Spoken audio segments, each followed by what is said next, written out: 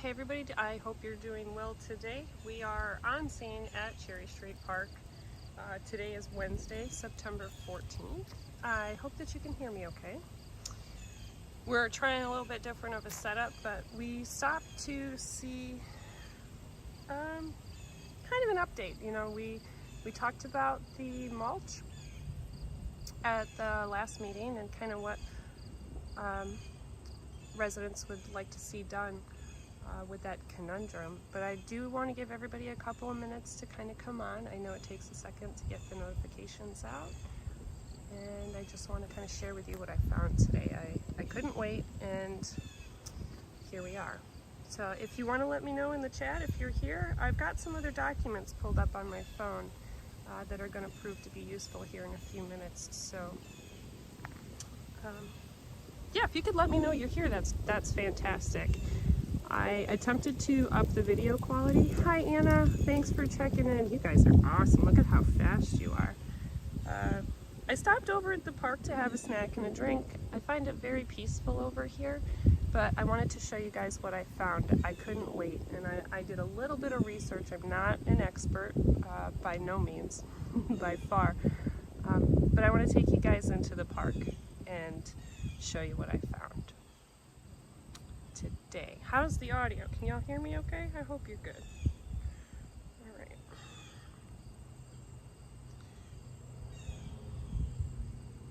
Give me just a second. I'm gonna walk on in. There isn't anybody else here, which is awesome, so I'm not worried about, you know, infringing on anybody's privacy.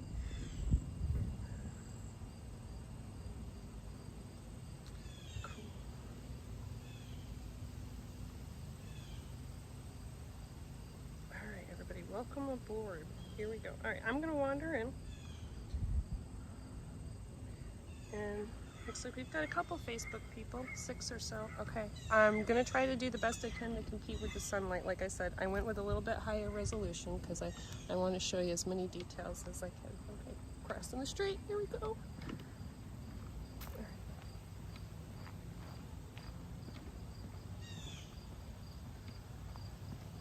What I think I also might do is set you guys right here in the shade. Take a second. I heard the grass was cut last week. There's not really a lot of evidence of that. It looks quite tall. If I zoom in, I know it kind of cuts out on the audio a little bit, but here, I'll show you. I'm going to take a walk out in the grass so you guys can see.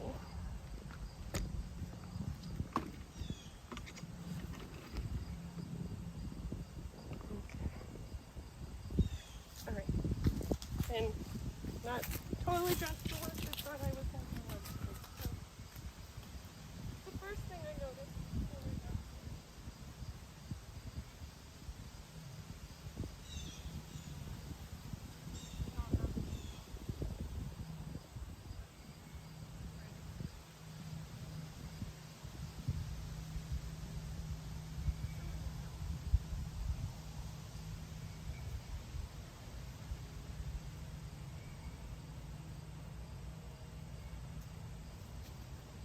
want to show you that.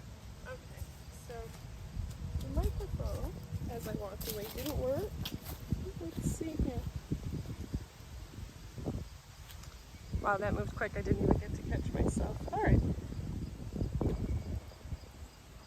Let's walk in and I'm going to show you what I actually found. Let me grab my bag here with my battery. Okay. I noticed, Sharon, yeah, well, this is the fun part of trying some new equipment, is finding out that it's not even working. All right, so I need to stay away from this. Actually, you know what? I'm gonna ditch the tripod altogether. All right, we're gonna go freehand. Sorry, not a big fan of the freehand, but I did find some burdocks here. Somebody must have pulled them out of someplace, and here's not really where they belong. But here's what I found that's concerning, and I'll pull you guys up some of the research I did while I was here. Yes, we have had some rain. Again, let me know if it's not very detailed, but there's clearly moisture and the same I'm not an expert, guys. I don't know what this is exactly, but I'm going to go around and kind of show you what I found, because it is not isolated to this damp area here. And obviously I need to watch my step. I don't need to get into something that's going to give me some kind of skin breakout or unknowing, but this is what I have found. They're not ants, it is not moving, it is spiky in nature. This is kind of a very concentrated spot right here. Again, I'm watching where I'm stepping. I definitely wouldn't send your kids over here yet. Here's some more. All around the bottom. And I just want you to see how tall it's actually growing. I hope that picture is good for you guys. 30 frames, I don't feel like gives you a lot of detail as far as the motion goes, but that's only some of it. I took some high resolution photos. I will definitely get uploaded for you when I get home. The kids are throwing the walnuts in, which may or may not be a contributing factor to the moisture in the mulch. I can't speak for that. Again, I'm not an expert, guys. I just stopped to check out the park. Okay, these are areas that the kids are definitely playing in. And just to give you an idea of where this is, okay, this is the spinny seat. We heard the big kids have a really great time with that the last time that we were here on a Saturday. They certainly did enjoy themselves, and I think that this is a big shame. Okay. Sorry if you see my shadow, but I really couldn't wait to tell you that this is here, especially, you know, we fought so hard to get this park opened up for you. We're still discussing, obviously, what happened with the kind of fiber that was delivered, but it really doesn't seem to discriminate between shady areas or sunny areas that I can see. So I'll show you a couple more spots because it is right here by the swings as well. You know, if I was a kid and I was swinging, jumping off the swing there, this is where I would likely land, okay? Again, I'm not an expert. If you know one, I guess send them our way. These are the toddler swings. And you'll notice there's a big patch here as well. So I'm trying to stay as far away from it and still show you guys the best I can. That it is some kind of organic growth that's surrounding those wood chips, okay? So that's there. I'll show you the grass real quick from this perspective. I know you've seen me walk out here in it. There's my tripod. So I'm a little nervous to be wandering through here. You know, I've spent enough of my fair share time in the woods. I don't know that it prepares me for this. We did have a lot of rain. You know, it does make the grass grow. We know that that's a thing, but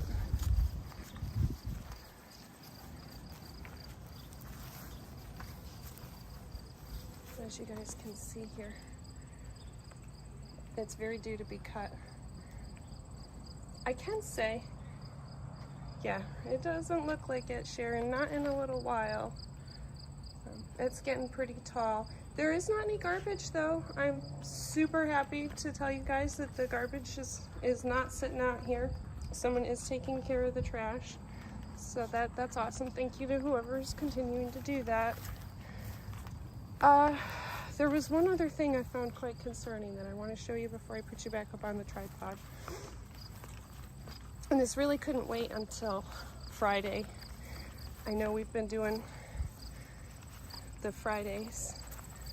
All right, the frivolous Fridays to be exact. Okay guys, I'm gonna give you a straight down shot now. The slide is right here. The picnic tables are directly behind me.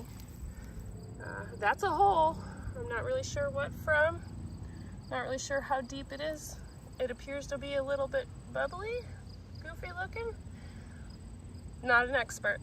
I am not a professional. I'm gonna go put you back on the tripod and we're gonna sit down for a second and I'm gonna pull up some of the resources that I looked up before I started, okay? All right, let's do this. Little shakes.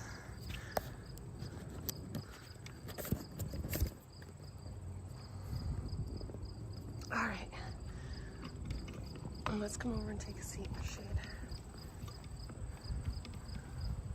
Thank you guys for being amazing, of course, and for tuning in with me. Like I said, I couldn't wait until Friday to kind of tell you about this, so let's flip you around to the front to me. Hey, all right, so here we go. I thought about sitting. You know, it's really whatever works for you guys. I hope you're enjoying the beautiful weather after we had all that rain. For sure, that was kind of, we needed it. Oh my gosh, the garden needed it so bad. It does mean the weeds are growing though. Okay. All right, guys, let's get you tipped down a little bit here. Perfect. All right. So, actually, out of breath. Okay, these are some things I have to reiterate again. I am not an expert, okay? I am not an expert in mold. I'm not an expert in certified playground material. I'm not an expert in tree material, let alone what we just looked at. What I did find about mold that would grow in mulch, mind you, this is all on the internet, but I want to make sure I'm going to give you the resource I found before I let you go. But there's plenty of reasons to use organic mulches in your garden, as they retain moisture in soil, control weeds, and improve the soil as they decompose. Unlike rocks or gravel, which lasts indefinitely, organic mulches must be renewed and replaced periodically. They often support colonies of several common molds, such as artillery fungus. Okay, I'm gonna move on. Let's see, little black mold fungi exist everywhere in the environment, indoors and out, underground and on the breeze. Some fungi are beneficial and some are toxic. Some, like the little black dots in mulch, are just nuisances. Artillery fungi are named for their, of course it's got an ad, are named for their ability to shoot their little black spores into the air. Before that, the growing fungus is so small that a colony appears simply as a light spot in the mulch. As the mold matures, the spores become more visible. The individual plants turn towards the light as they grow. If they grow near a light-colored wall, they'll spit the spores at the building, creating a sticky mess. Artillery mold is a nuisance, especially when it begins depositing its spores on adjoining surfaces. What it says about managing artillery mold: since they can spit those terry spores as high as the second floor, no mean feat for a fungus 1 of 10th inch wide. It pays to manage artillery mold as soon as the black spores become visible in the mulch. Although moisture feeds fungi, a good soaking drowns it. Pulling the mulch out of the bed, placing it in a heap in the sun, and soaking allows the composting process to heat the pile. When the temperature reaches 110 to 140 degrees Fahrenheit, the nuisance fungi dies and the mulch can be returned to the bed. Taking care to keep the 2-inch layer or less depth to encourage air circulation. Okay, so there's definitely more than 2 inches. So if it is in fact some kind of fiber, some kind of unknown fiber, and not certified playground landing material, which we now know to be factual based on the documents I posted. If you need to reference those documents, you should be able to find those right in the photos on our Facebook page, of course. So if you happen to be watching on Twitch or on YouTube, you're gonna have to go to the Facebook page to find those documents. But I've been very diligent about making sure that any public documents I receive, I share with you guys. So, I stopped and did some more requests today. So we'll see kind of how that works out. Again, we'll be here on Friday to talk about the commissioners meeting yesterday. We can talk a little bit more about the Lawrenceville Borough meeting. And I mean, gosh, this, I guess, depending on how this turns out. So a theory is that it may be something called artillery mold, okay? Again, I'm not an expert. I will post the photos I took when I get home. I can show you real quick, like this one right here, because I am here. I'm gonna blow this right up for you here. This is what we're looking at, guys, this right here. And it is kind of riddled throughout. So there's another type that, again, I'm not an expert. If any of you are, please reach out to me, or please stop over. Gosh, I guess stop over. It's called dead man's finger. Not trying to scare you. However, I'm not an expert, and this is just what I found based on what I see, okay, and what I hope I showed you guys. I did a good job of showing you.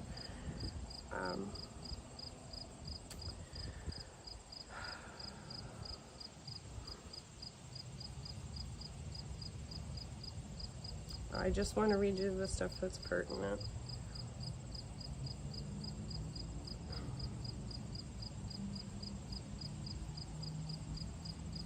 And this one still is weird because it just says that it can easily be found, as it's another type of fungi based on the description of what we just seen. So, okay, dead man or dead man's fingers, potentially deadly poisonous. A member of the carrot family is known under the common name hemlock water dropwort. Is also sometimes called dead man's fingers on account of the shape of its tubers. All parts of this plant are poisonous and occasionally lead to fatalities. Looking similar to cow parsley or common hogweed, it should be hard to confuse with Echinacea insignis. However, once it's deemed one of the most poisonous plants in Britain, a word of warning seems appropriate here. So this particular type of mold that may or may not be what we're looking at is called dead man's fingers, okay? Again, this is all speculation on my part. I really don't know what that is that's growing in the mulch, which in turn meant me myself feeling the need to make sure that I'm careful, that I'm not getting it on my skin, or I'm not, getting it on my shoes to travel into my car, to travel into my home. Thank you, COVID. We all have a pretty good understanding about airborne pathogens now. For those of you that know that my husband has been a cancer patient since 2015. Airborne pathogens has been a thing for us since 2015, 2016. So we've been educating, ourselves and in our family, even prior to COVID, about being safe and mold and growing in your home, and how important it is to have the filter changed in your furnace or your air conditioner unit, your blower unit for your home. Every 3 months, at least, it's really important. We have ours on auto pay and delivery, so when the new one comes, I know that it is time to change it. So, tip, as far as your air filter in your home goes, it is very important that we're breathing clean air, and again, drinking clean water, which we're working on. We're working on addressing that, and if you guys haven't gotten a chance, please make sure that you check out our conversations about our correspondence with DEP and kind of what's going on and what they're doing. I have received an email with some answers to the questions we talked about last Friday. I'm going to go over those with you guys on Friday. I want to give you a chance to make sure that if you have questions, you have them formulated. Don't think I make up my questions, right before we go to these meetings. Sometimes I spend hours, talking to people and getting advice and how to conduct business, right? Because we want to make sure that we're doing things not only within our rights, but within the law and the Constitution. So I think that's really important to note. I'm at the 20-minute mark. I don't want to take up a whole lot of your time during the day. I think what I found is really important. I'm gonna go home and post those photos for you in a separate post. I will do the best I can to explain, but I really hope that if you want to share, tell your friends, guys. Like, follow, subscribe. YouTube people, make sure you ding the bell for the notifications so that you know when you're live. The YouTube feed really comes out as a quality feed. Facebook is okay. It's okay. We don't do too bad. Again, I went for a higher quality picture today, and I hope it did it justice. I hope I did you guys justice in letting you know that this is here. So I would not personally bring anyone, not a child, not an adult, not a teenager, anywhere near that. That's just my personal opinion. That's how I would handle it. And I did find, for y'all that live here, this is your mulch, this is your playground. You pay for this in your tax dollars, okay? And check out last Tuesday's monthly meeting, okay? Check out every monthly meeting, because this particular mulch and this conundrum keeps getting brought up all the time. I have left messages with Mike Morse or Mick Little Enterprise LLC for comment. I'm gonna reach out one more time, and because I think it's important to get all sides of the story based on the documents that we've received and some of the statements, that have been made up at the meeting. Again, this is your tax dollars at work for you. You guys are my neighbor. I just want to see you do well, and I want to see everybody stay safe, okay? So there is to report a public health emergency. I don't know if this is an emergency, but I'll let you guys use your judgment on that. I wanted to be here to report it, to notify you, to inform you, to tell you, and show you the best I can. A notifiable condition, please call 1-877-PA-HEALTH, which is 1-877-724-3258, okay? And I will include this information when I get home for you on how to contact or to report a public health emergency, because this is not like a DEP thing like like we've been talking about with the water. This is something completely different. And if left unattended, who knows what kind of ramifications that this could have. So I wanted to take a minute and follow up with you guys about the park. Something told me to stop here and check in on it today, and I'm very glad I did. I hope that you find my information useful, and I hope to see you guys on Friday. Like, if you want to support me, like I said, make sure you're sharing, tell your friends. They don't have to live here. You don't have to be a borough resident to participate in our conversations. I've mentioned to y'all before that there's thousands of other small towns in the country, not just Pennsylvania, in the country, that are having, similar experiences to what we are. So I look forward to seeing you guys on Friday. Thank you very much for tuning in and joining me. This isn't the kind of live on-scene stuff I wanted to cover, but I found it, and here we are, and I wanted to make you aware. So thank you for your time. We'll see you on Friday. If you guys notice anything, give me a call. No one tipped me off to this. I just think this is a lovely spot to sit. And today was really quiet. There's no one here, and I try to be very conscious to make sure that I'm not, filming minors or people who don't want to be on film. So it was a really perfect opportunity to just kind of check in on the progress. So, progress report, September 14th, 2022. We've been at Cherry Street Park. We showed you the grass. We showed you an organic material that's growing in the mulch. So keep in touch, check on your neighbors, and thank your veterans. Love you guys.